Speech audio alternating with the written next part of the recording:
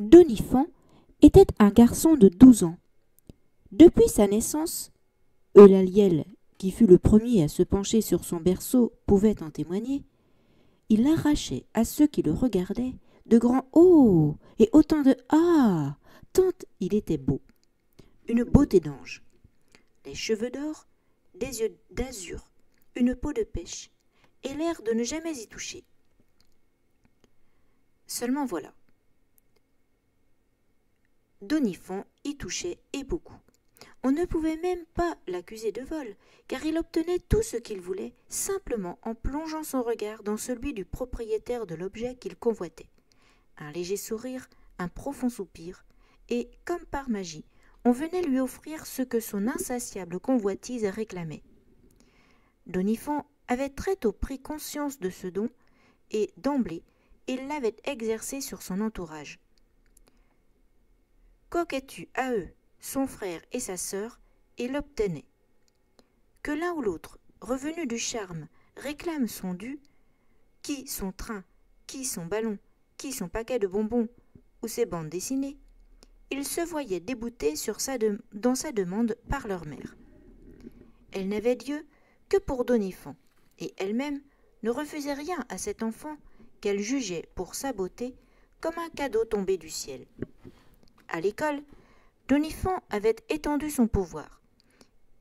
Il se faisait faire ses devoirs, donner les goûters, remplir sa trousse de crayons et des stylos des autres, et son cartable de leurs livres et de leurs trésors personnels.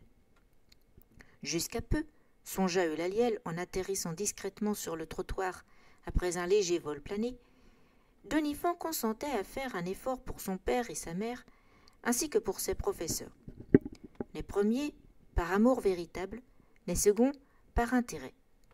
L'année précédente, Eulaliel avait encore pu noter dans son cahier tel baiser sur le front maternel, telle parole consolatrice à sa sœur que ses camarades rudoyaient à cause de lui.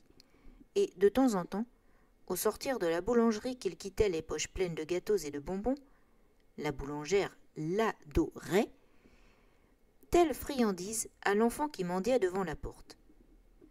Et puis, Doniphan avait eu 12 ans. Ce jour-là, il s'était regardé attentivement dans un miroir, et s'était, à cet instant précis, aimé passionnément.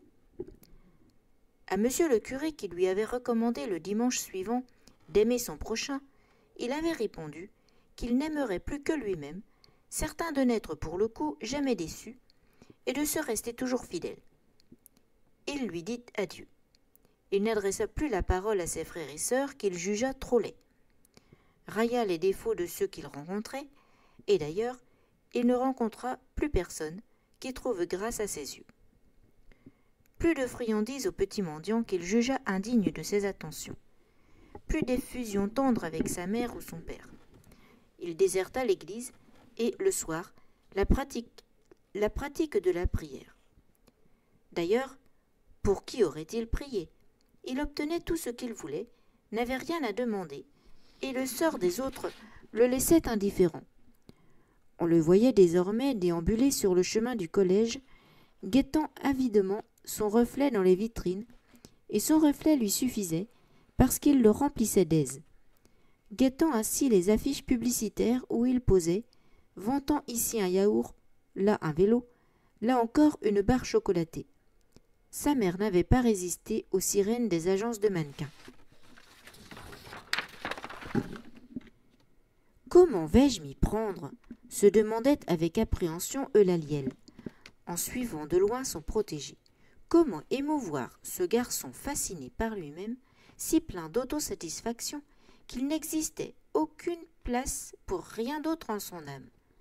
L'ange gardien sentit les larmes lui sauter aux yeux, lui monter aux yeux, à l'idée que Doniphan serait exclu des donateurs des bontés et des prières qui, chaque année, servaient de fortifiant à l'enfant Jésus.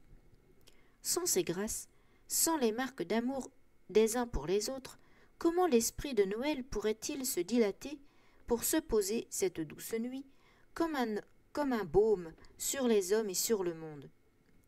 Lui, Eulaliel, serait-il responsable de cette absence? Il tendit l'oreille aux cieux, et l'écho des fifres et des tambourins, qu'il perçut, celui des joies rieuses et des chants cristallins dont il s'était privé par manque de vigilance lui laboura le cœur.